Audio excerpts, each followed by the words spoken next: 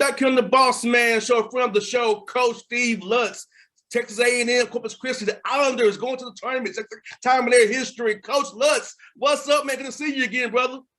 Yeah, man, it's great to see you. This is obviously, something we talked about 6 months ago, and now we're actually going to talk about it for real. So this is a heck of a day for us. Yes, 23 wins in year one. That's rarely done in college basketball. We talked about you had a vision for this team. You had guys you wanted to bring in the picture of culture, and you did it, man. I'm so happy for you. I'll cheer for you all year long, man. But talk about the process to get to this point. Talk about back in October, man.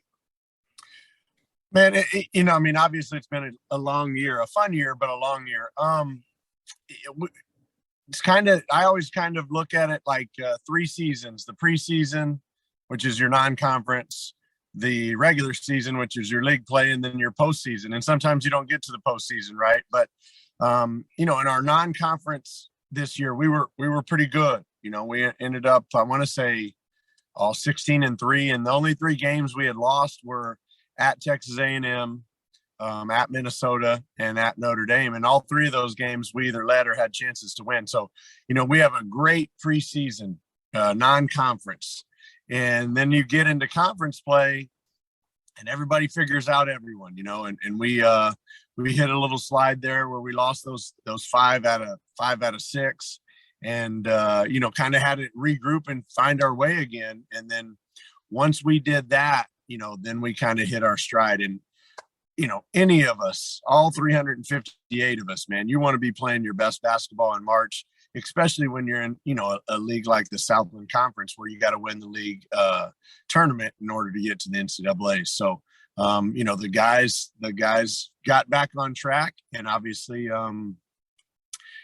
pulled it together. And then we played our best basketball last weekend in Katy. And now we've got to continue that here on Tuesday. I hear that. You know what, Steve, your guys really showed some resolve, because that slide in late January to mid-February could make some teams just go off the rails. But your team stays together throughout that adversity. So I think the winning early in the non-league gave them confidence in the back of their minds they can get it back together, get it back going again once we figure this thing out. Again, no question state. You figure it out, and there you go. Yeah, no questions. And you got to credit the guys. I mean, the guys, this group's really tight. It's almost funny how silly they are, how well they interact with one another. There's no real jealousy. And the fact of the matter is every team in the United States goes through adversity at some point. We didn't get a whole bunch in the non-conference, right? And we happened to get ours within conference play. And to their credit, man, they fought through it. And, they put all the other stuff aside, and I say it over and over in these interviews, human nature is really hard to fight. And when you have success and people are telling you how good you are and you're going to do this and you're going to do that, man, you start believing it. And that goes for myself and the staff and every one of the people in our program. And we lost our way for a while and we got off track. But again, to their credit, we got back on track, and that's all that matters. And when I watched you guys play, Steve, man, I noticed that you guys were connected. No matter what, you was always connected with each other. I could see about cheering on the sidelines, chatting defense, and I can see your guys, even timeout huddles, your guys were locked in. And that's what I look for, knowing a team is really a team. All those things check the box for it, and your guys did it, man. So I could see, even though it was not where we wanted to be, even if it was the same kind of vibe, no matter what. So I like that your team was together all the way through and connected with each other. Really was really a one team, not that everybody had their own egos and split. Yeah, no questions. And it's funny you say that, because I'll never forget the Northwestern State game at Northwestern. We pulled a couple clips where late in the game, we get a steal and we hit a 3 or we get a layup or something, and the bench doesn't erupt. And we showed that video or that clip to the team. And obviously at that time, during that moment of the game, they weren't all locked in and all on the same page and pulling for one another. Whereas, last week in Katy, the referees are on my tail the entire time telling me, you got to get your bench to sit down, because they're locked in and they're jumping around and they're cheering and those sorts of things. And the difference between those two scenarios right there is night and day, which also is the difference between winning and losing. And, again, to their credit, man, they're good people. They're good kids. And they figured it out, and now they're getting rewarded for it. Now we're headed to Dayton to go play Texas Southern.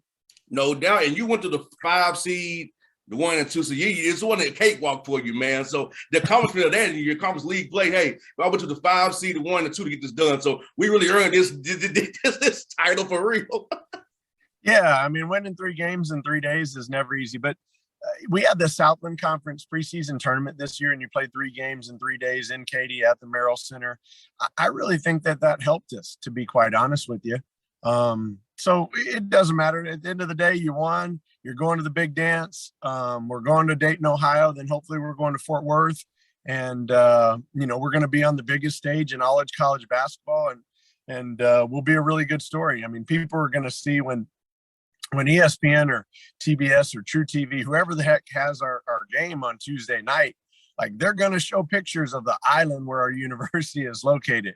They're going to show that, hey, every morning when I drive into work, the ocean is on one side and the school's on the other. There's just not a lot of places like this. And it's beautiful here. It's a heck of a city. And now we get to put it on the map here on Tuesday night. No doubt. Talk about Terry Murdix, man. Tournament MVP. That guy's great for you all year long. The young man, the guard. Talk about that young man, way Mr. Your program and what he's done for you all this year, all year long, man. You know what? Terry he's a great guy. He's like you and I, we could go down to the park and we could hoop with Terry on, and it wouldn't be any different there versus playing in the first 4 game in Dayton. Like Terry On's a ball player. He just each and every day, if he could play basketball 24 hours a day, he would do it. And that's a testament to him just because he loves the game. But the best thing I can say about Terry On as it relates to this year is he never once complained. He never bitched when early in the year he didn't start. Never once. Jalen Jackson and he together are now our starters and have been for some time. But when Jalen played 23 minutes and he played 17, he never complained. When he played 23 and Jalen played 17, there was never any animosity out of him at all. And he just stayed the course. And ultimately, those two together have been a really, really good lineup for us. But Terrion's a really good basketball player. He just knows how to play. Like you tell him something and he either can answer or finish your sentence a lot of times, or he looks at it and he goes, okay, I got you. I know what you're saying now. And then he can go out and execute it. But he's a fun player to play with and obviously a fun young man to coach. No doubt. And also Delarius Keys inside for you defensively, getting rebounds for you guys on the boards there for you, and Jalen Jackson as well. I mean, you have a great 3-headed monster right there and cause a problem for CSU tomorrow night. And talk about just together what those guys bring together, along with Terrion being where he is, Jalen Dunn, Delarius doing things for you as well. DeLazarus, rather. Yeah. No, I mean, between, DeLazarus Keys and Isaac Mushilla, I mean, that's, almost 15 rebounds a game. And the thing about tomorrow night is that Texas Southern has the height, and they're actually bigger in height, and they have the bodies to match us. So, I mean, in terms of rebounding for tomorrow night, it's going to be a heck of a game. But we have a good combination between inside and outside. That is very true because, when you have guys that can beat you off the dribble and drive it and kick it and knock down threes, that spreads the floor and opens up space for them. And while Laz hasn't hit a whole bunch of threes during the year, Isaac Mushilla has hit a few. Those guys, when they pop out on the perimeter, you have to guard them. And it just makes our offense and it makes it easier to score, number one, but it just makes our offense flow because we can move those guys both inside and out.